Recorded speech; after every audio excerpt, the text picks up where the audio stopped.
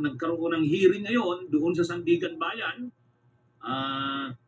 Hearing para sa kaso ni Mike Defensor, ni Marcoleta at ng dalawa pang negosyante na mga kapwa akusado nila. 4 kasi yan. Alam naman natin, 4 yung nakasuhan dyan.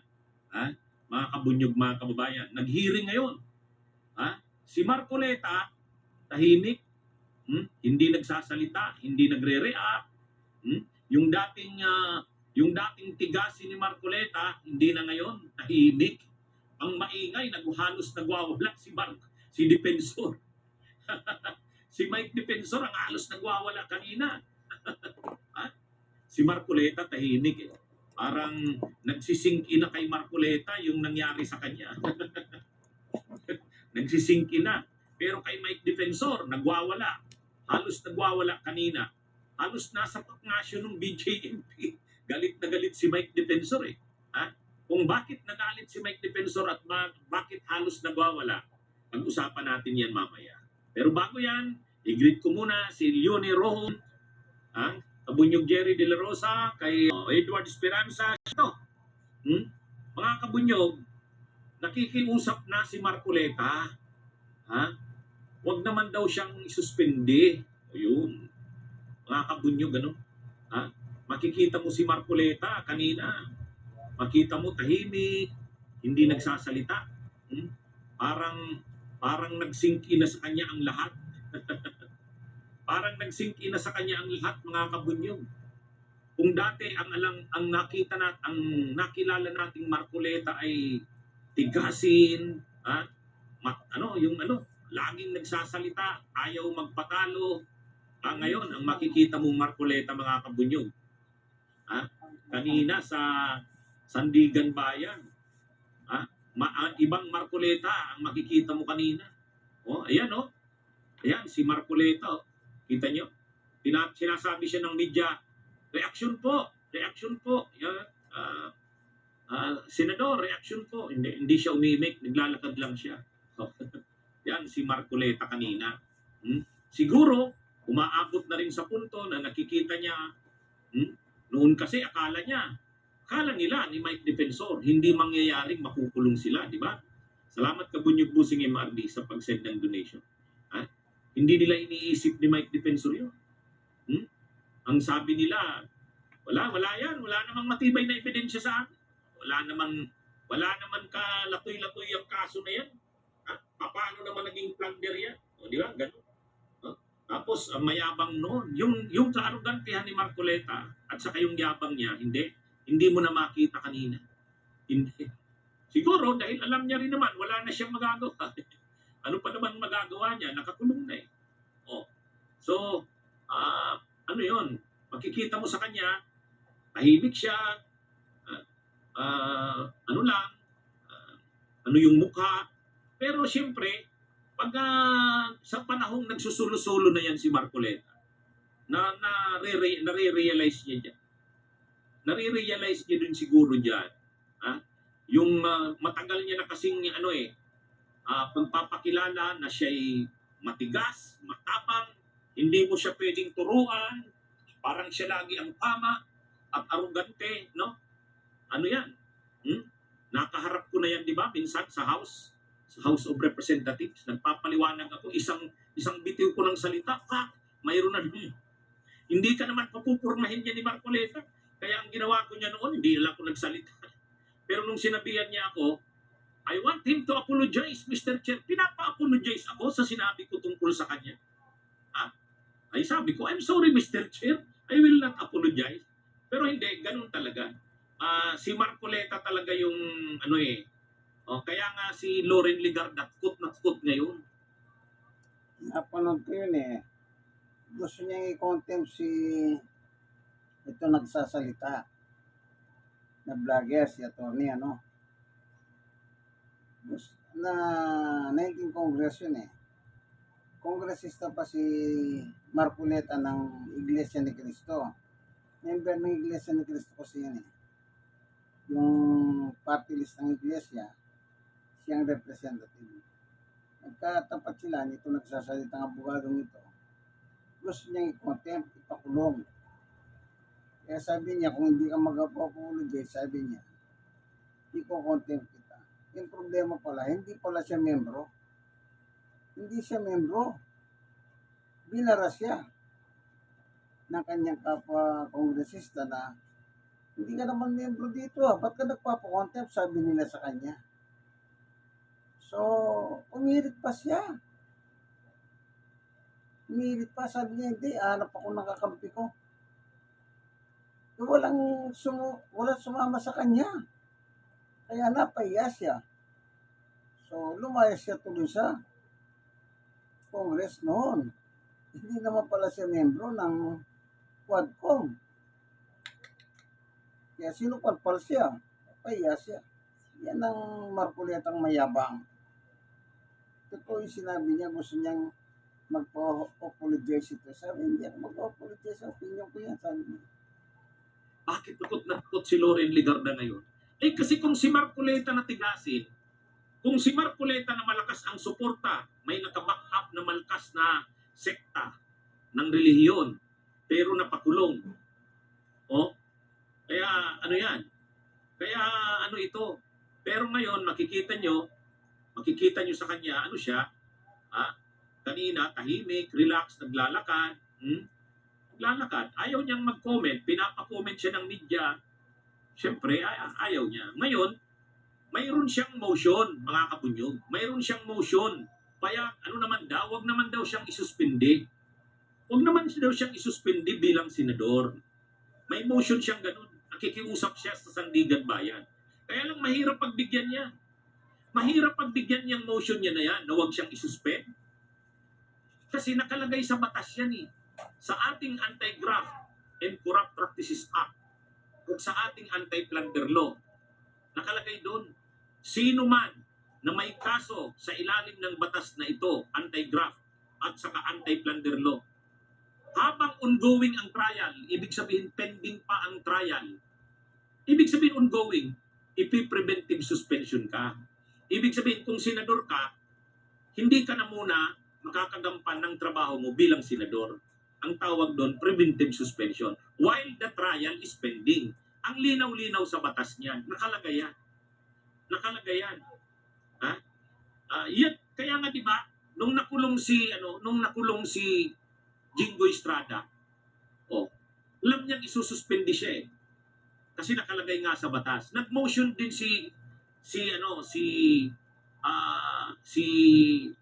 Estrada, si Jinggoy, na wag naman siyang isuspindi. Pero hindi. Sabi ng Sandigan Bayan, ang batas ay batas. Nakalagay sa batas yan. Ang linaw-linaw, bakit hindi susundin? Kaya mahirap yon. Yung hiling ni Marcoleta na wag siyang isuspend bilang senador, wala yon. Kasi nakalagay sa batas. While the trial is pending ang trial, ongoing ang trial. Kasi yung suspension kasi doon, hindi pa naman yun penalty. Hindi yan suspension dahil penalty yan sa'yo. Preventive suspension yan.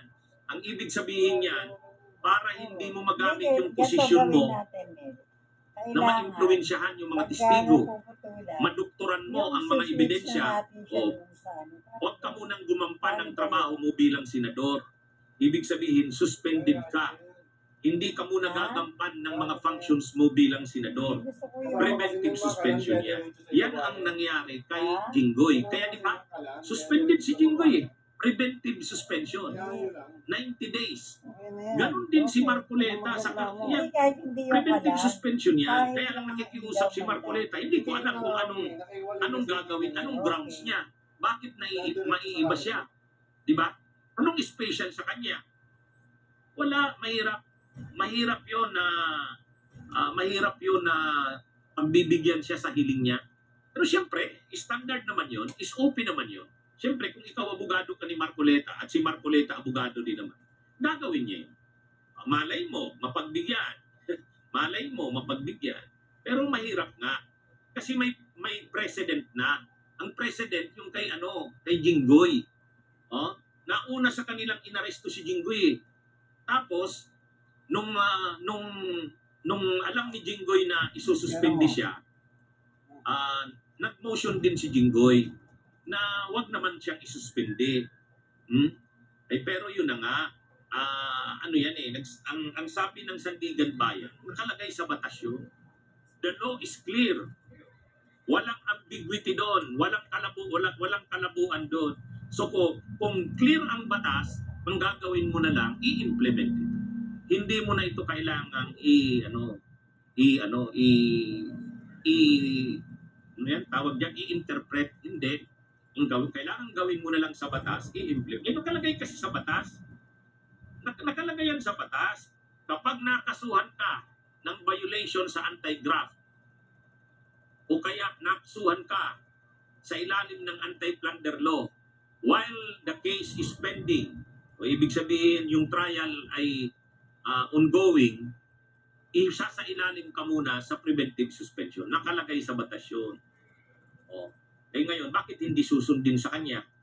Bakit hindi i-apply sa kanya? Special ba siya? Hindi naman pwede yun. Kay Jinggoy nga, sinuspende. Suspendido si Jinggoy. Kaya yan mga kabunyo. Pero anyway, Alam niyo kaya hindi na masyadong maingay si Marcoleta. Meron siyang iniiling kasi, nabasa ko yung dalawa eh. Ang iniiling niya, huwag siyang isuspende. Gusto niyang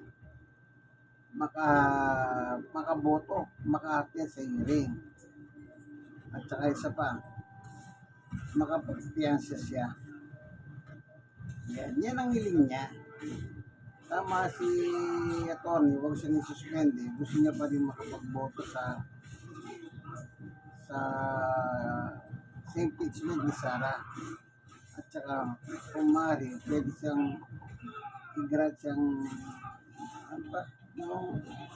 makapagpiyansa siya. Kaya hindi siya maingay. Kaya kinukuha niya yung strategy, hindi siya magmamahingay. Hindi kagaya ng dati na naalala niyo ba nakaraan? Ang nakakulong dito ang taong bayan, sabi niya. Siya nakakulong pero sinasabi niya ang nakakulong dito yung taong bayan. Kumbaga para suportado ng taong bayan siya, hindi. Nasuportado niya si Duterte. Kaya siya nakakulong dahil doon sa mga. By the way, sige, tuloy tayo sa pakikinig kay ito. Sa kanya, special ba siya? Hindi naman pwede yun. Kay Jinggoy nga, sinuspende. Suspendido si Jinggoy. Kaya yan mga kabunyo. Pero anyway, ano niya naman yan? Nakikiusap siya, pero yun na nga, malaki ang posibilidad. Halos tiyak yan. Hindi yan. Isususpend yan. Isususpend yan. So, dito naman, si Mike Defensor. Si Mike Defensor kanina, mga kabunyo, talagang mainit si Mike kanina. Mainit si Mike kanina eh. Halos saktan yata siya nun. Ayan yan yung picture. Tingnan nyo, nanlilisik ang mata ni Mike. Tingnan nyo, ayan wala sa video, panoorin nyo sa video. Ayan. Pero tingnan nyo, bakit halos nagwawala si Mike Defensor kanina? Magkasama sila ni Marcoleta. Kaya lang, si Marcoleta kasi, ayaw niya nang magsalita. Tahimik si Marcoleta. Gusto siyang interviewin ng media, ayaw ni Marcoleta. Hindi na siya nagsalita. Pero si Mike Defensor, paglapit sa kanya ng media, lumapit din si Mike, magpapa-interview. Alam naman si Mike, sandali lang naman yon. Magbibigay na naman lang siya ng comment. Alam naman natin ang comment lagi ni Mike. Kami ng mga kritiko ng korupsyon, nakakulong. Yung mga sangkot sa korupsyon, sa flood control, malaya pa rin. Yun, lagi naman ganun ang sinasabi niya, di ba? Kaya lang, nung sasabihin niya na yun, nung magsasalita siya ng ganun at may mga media nang kukuha ng sasabihin niya, hinawi na, yun ang tama. Hinawi ng nitong mga BJMP, hindi pinalapit yung media. Nagalit si Mike Defensor. Bakit mo ako tinutulang? Ito pa yung sinabi ni Mike Defensor pala. 2 beses nyo nang ni-raid kami sa BJMP. Yung may sinabi siyang ganun eh. 2 beses nyo na kaming ni-raid kayo sa BJMP. Hindi niya naman na-detalye kung anong ibig niyang sabihin na 2 beses siyang ni-raid. Ha? Hindi niya na detalye yun. Yun siguro yung ano, yun siguro yung sasabihin niya. Ha? Ngayon, bakit kasi nangyari yan kay Mike na hindi na siya pinagsalita ng mga BJMP? Kasi si Mike Defensor, nitong nakaraang mga araw, pag pumupunta siya sa Sandigan Bayan, masyadong mabait sa kanya ang BJMP, pinagsasalita siya eh. Pinapa-interview siya. Actually, bawal naman yun eh. Kahit naman sila Ila de Lima nga, yung pagtataas nga ng ano, hindi siya pinapayagan. Pag dumating sila ano lang, diretso na sa ano. Walang nag-i-interview, walang ano. Yung abogado, pwede, nai-interview. Pero si Mike Defensor noon, hindi. Si Mike Defensor, alam naman natin yan, nasanay yan na maingay, madaldal. Ganun si Mike eh. Ganun ang karakter niya. Ngayon, nakakulong siya. Di gusto niya magsalita. Siguro i-express niya yung kanyang nararamdaman, yung kanyang galit. I-express niya yon. Ang problema, ano bang tawag sa ano?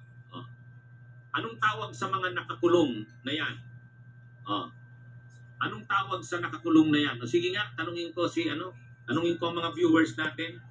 Anong tawag sa mga nakakulong? Hindi natin sila tinatawag na may technical na tawag na sa kanila ngayon, di ba? Nasa t-shirt nila. Ano yung nakalagay sa t-shirt nila? Ano yung nakalagay sa t-shirt nila? Rico Lumibaw, anong sagot nyo? May recitation tayo ngayon. Ano yung nakalagay sa t-shirt nila? PDL. PDL, tama si Tato. Anong ibig sabihin ng PDL? Anong ibig sabihin ng PDL? Tato, anong ibig sabihin ng PDL? Ikaw naman, Tato, PUG. PUG. Si Chito Lanaban, anong PDL? Anong ibig sabihin? Donits. Deprived of liberty. Tama si Denji Adora. Persons deprived of liberty. So, ibig sabihin, ang tao may Bill of Rights. Tayo may Bill of Rights. Ano ang una? No person shall be deprived of life, liberty, or property without due process of law. So, yung makulong ka, deprived ka ng liberty. Kasi hindi ka na free na gumalaw. Nakakulong ka eh. O, deprived of liberty ka. Kahit yung freedom of expression mo, deprived ka noon. Kaya hindi ka na nga pwedeng ma-interview. Hindi na yon. Bakit ganon? Kasi, na yan? Kumbaga, may kaso ka eh. So, may deprived ka na of liberty. Hindi pa naman penalty yun. Hindi pa naman, di ba attorney, presumed innocent until proven guilty. Yung presumed innocent until proven guilty for the purpose yun ng conviction. Pero ito kasi, mayroon ka ng kaso eh, mayroon ka ng probable cause. Ibig sabihin, hindi ka naman ordinaryong tao. Mayroon ng basis sa iyo para ikulong ka. No bail ang kaso mo. So mayroon na sa yung deprivation of liberty, legal 'yon. So, ibig sabihin, gusto man niyang i-express yung kanyang nararamdaman, freedom of expression, hindi niya na yan pwedeng i-invoke. May deprivation na ng liberty sa kanya diyan. Legal yan. Hindi naman pwedeng sabihin, hindi pa naman ako convicted. Presumed innocent ako. Yes, presumed innocent ka. So, hindi ka pa convicted. Pero, dumaan na sa proseso na mayroong findings na may probable cause. At may prima facie evidence na laban sa'yo. May reasonable certainty of conviction. Matibay ang ebidensya laban sa'yo. So, kahit hindi ka pa convicted, kasi kailangan yung proof beyond reasonable doubt, pero, pwede ka nang i-deprive ng liberty mo. Kasi mayroong probable cause, mayroong pang reasonable certainty of conviction that the evidence of guilt is strong. Yan yung mga dyan. So, hindi ka na pwedeng makapag-express mo. Kaya hindi na talaga siya pwedeng ma-interview. Kaya lang noong kasing mga nakaraan, mabait sa kanyang BJMP. Di ba kada pumunta siya ng ini-interview siya, kapag pumupunta siya ng Sandigan Bayan, nakakabuelo siya, ini-interview siya, ay baka nagre-react na rin yung nagre-react na rin yung ombudsman. O nagre-react na rin yung bakit ganyan yan si Mike? Bakit nyo pinapabuelo yan? Bakit nyo pinapayagan yan na ma-interview? So pinagalitan na siguro ang BJMP. Kaya dapat si Mike Defensor, wag siyang magalit dun sa mga BJMP na nagbawal sa kanya. Nauutusan lang naman yun. Diba? Napag-utusan din lang naman yun ng mga superiors nila. Mga personnel lang yun. Siyempre sinabihan na yun, oy, baka na naman pabiluhin na naman ninyo yan si Mike Defensor, magsasalita na naman yan. Huwag nyo nang pa-interviewin yan. Kasi bawal yan eh, hindi pwede. Persons deprived of liberty. Di ba? So, siguro, na-instruksyonan na yung mga BJMP na wag nang yun. Pero nung nakaraan, nakita nyo naman, napaka-tolerant, napaka-bait sa kanya ng mga BJMP. Kaya lang, napagalitan na siguro yan. Di ba? Kabunyog Team de la Pena. Napagalitan na yung mga BJMP na yan. Ay lalo pa naman si Mike, pag ini-interview siya, bumibuelo. Sabi niya, nasaan na yung mga may kagagawa ng korupsyon? Bakit hindi nakakulong? Bakit kami na mga anti-korupsyon? Kami ang kukulong. Ganun lagi ang dialogue ni Mike. Di ba? Ngayon, pero may sinasabi si Mike kanina, sabi ni Mike Defensor, 2 beses na ninyo kaming ni-raid eh. So malamang ni-raid yung kanyang kulungan. Ni-raid yung kanyang kulungan. Siguro ganito, baka may nakatagong cellphone. Baka may nakatagong cellphone. Naalala nyo kasi, di ba pumunta sa kanya si Sara Duterte? Binisita sila ni Sara eh. Binisita sila ni Sara. Pag tabisita sa kanila ni Sara, may statement si Mike. Nakarating sa media. Siguro text message niya 'yon. Ano yung statement ni Mike? Sabi niya, keep the faith. Sinasabihan niya si Sara, magpakatatag ito. Tapos sila rin daw magpapakatatag din para sa kanya, para kay Sara. Ngayon, saan ang galing 'yon? Bakit nakapaglabas ng ganung statement si Mike? Siguro nakita na baka may cellphone ito sa loob. May cellphone sa loob. Baka ni-raid nga yung kulungan nila para kunin yung cellphone. So yan mga kabunyugma. Kaya ito si Mike, mainit kanina eh. Sabi ni Mike Defensor, 2 beses na ninyo kaming ni-raid eh. Anyway, mga kabunyog, yan marirealize ni Mike. Panahon din naman ni Gloria, ginawa din naman nila yan. Ang buhay ay weather lang. Di ba? Nung panahon, ginawa din nila yan, nila Mike Defensor. Panahon ni Duterte, mas malala pa. Alam niyo yung kaya nakakulong yan. Sila naman talagang si Mike at saka yung 2 negosyante, nagbigay sila 75 million kay Marcoleta. Ang yabang ni Marcoleta nung araw sa TV network ng INC, yung Net25, sinasabi niya doon niya pinagyayabang na yung tinanggap niyang pera. Kaya nga, inamin niya ron. Kaya sinabi ni Salvador Panelo, alam niyo ba kung sino si Salvador Panelo? Yung executive secretary ni dating Pangulong dito, Duterte. Yung payat, si Payat Nelo kung tawagin nila. Yan, binira niya si Marcoleta. Kasalanan ni Marcoleta, umamin siya, sabi niya, doon sa 75 million. Ano yan? Kongresista siya ng party list ng Iglesia ni Cristo. Tumanggap siya. Bawal na bawal yun eh. Bawal na bawal. Pag nasa gobyerno ka, bawal ang tumanggap sa pribadong tao. Tumanggap siya, inamin niya.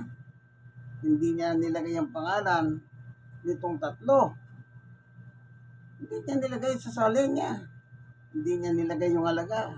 Ang sabi niya, huwag mo na kaming isulat kasi baka paginitan kami ng gobyerno, sabi nila.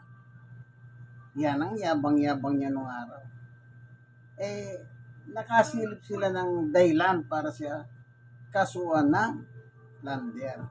Hindi lang pala, ang plunder pala malawak. Malawak pala ang plunder. Hindi lang sa paglulustay ng flood control yan.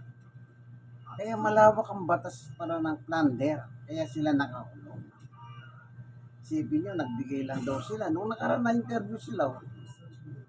Ngayon, hindi ba sabi, hindi na sila, pinagbabawalan na sila. Ano sabi niya? Nagbigay lang kami. Kami pa yung nakakulong. Yan. Hindi nila alam yung batas, malawak pala yung plunder. Kaya sila nakakulong yan. Wala tayong magawa eh. May batas po eh. At yan ang gusto ng gobyerno ni Bongbong. Lahat dadaan sa batas. Lahat dadaan sa batas. Maganda yan. Para lahat naman walang anong tawag dito, walang malakas mahina. Basta may batas. Yan. Sige, hanggang dito na lamang itong ating magandang feedback ni Atty. Tungkol sa hearing nangyari sa kanila sa Sandigan Bayan. Si Marcoleta at saka yung tatlong kaibigan niya. Sige po, God bless us all. Bye. Kaibigan Jesus, Brother Manny Bautista, always pray po kayo. Pray tayo.